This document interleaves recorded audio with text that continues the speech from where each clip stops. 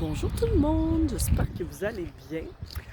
Aujourd'hui, dans le cadre de la petite capsule que je voulais vous faire, je voulais vous aborder la notion du talent. Parce que, euh, effectivement, on entend Ah, il est talentueux, elle est talentueuse.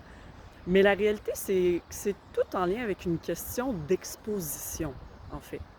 Euh, Plutôt que quelque chose d'inné. Hmm? Donc, on ne naît pas avec un talent.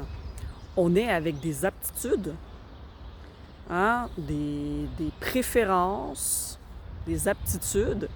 Et quand on est exposé à, euh, ça génère une curiosité. Et là, on devient motivé à en apprendre davantage.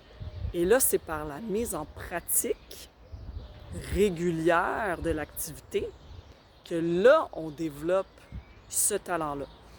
Je donne un exemple tout bête. Par exemple, des parents qui cuisinent beaucoup, okay, qui sont fans de cuisine et qui cuisinent énormément.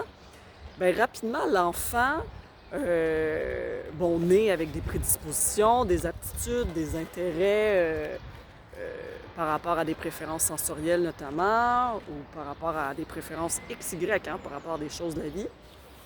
Et là, voit ses parents qui ont du plaisir à cuisiner. Bien, rapidement, il va être curieux, hein, parce qu'il voit souvent ses parents faire ce type d'activité-là. Donc, ça a déjà de l'importance pour son cadre référentiel, hein, qui sont ses parents, qui sont les adultes les plus significatifs pour lui. Hein, c'est leur super-héros. Donc, l'enfant va observer les parents, il va analyser la tâche, il va faire, OK, ben, la combinaison des ingrédients, quand que mes parents le mettent dans le four, ça crée un gâteau, et le gâteau, quand je le mange, je l'aime beaucoup. Donc, c'est intéressant. J'aimerais en apprendre davantage. Et donc, grâce au fait que les parents cuisinent souvent, il est exposé dans son environnement. Il y a des parents qui connaissent la tâche, qui vont pouvoir lui montrer les étapes. Et lui, par répétition, va commencer à faire la tâche, à faire ses propres essais, à faire ses propres erreurs, à découvrir et aller plus loin dans la tâche au niveau de l'alliance des goûts, au niveau de tout ce qui est en lien avec aussi les odeurs, les textures, etc. Et au fur et à mesure, ça crée des nouvelles connexions, hein, au niveau de son cerveau. Et au fur et à mesure de répéter une tâche, bien oui, il y a les modifications synaptiques qui se créent au niveau des aires cérébrales. Et au final, oui, possiblement que ce jeune-là, arrivé à 15 ans, va avoir un réel talent dans tout ce qui est en lien avec l'art culinaire.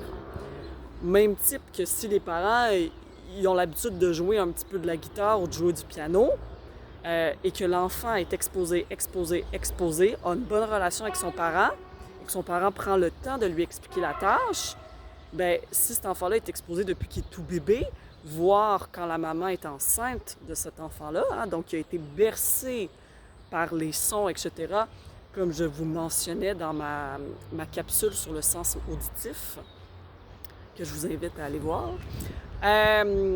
Ben, l'enfant, ben oui, il a été exposé pendant la grossesse, il a été exposé dans sa jeune enfance.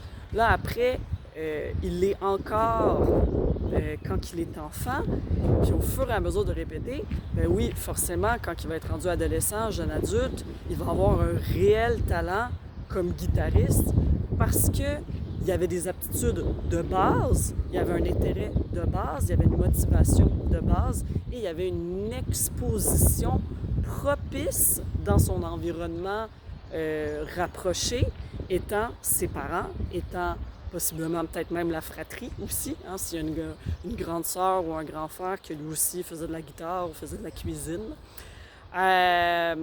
Et c'est comme ça qu'on développe ses talents.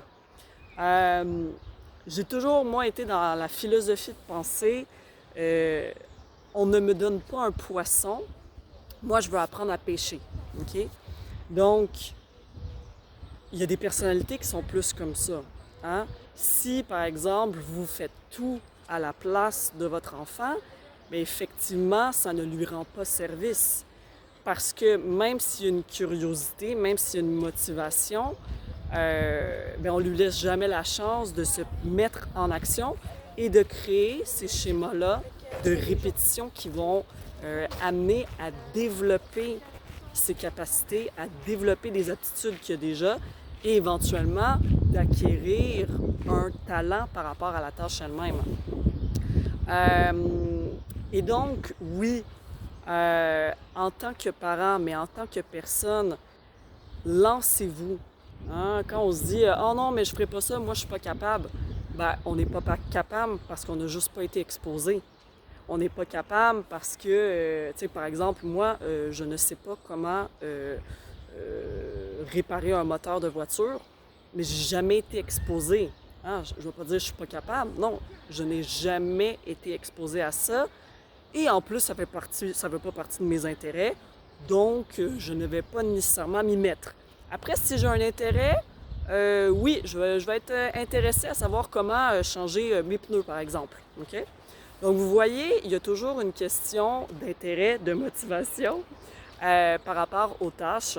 Et donc, de s'exposer, ça va faire toute la différence. Donc, voilà, mes chers, je vous souhaite une magnifique journée. Exposez-vous à une foule d'activités si vous voulez développer vos aptitudes et dites-vous qu'il n'est jamais trop tard pour développer un talent, que ce soit en danse, que ce soit en musique, que ce soit dans l'art visuel, à la peinture, le dessin, etc. Il n'y a jamais d'âge pour apprendre et dites-vous que la clé, c'est la motivation, la répétition et l'exposition. Donc voilà mes chers, gros bisous.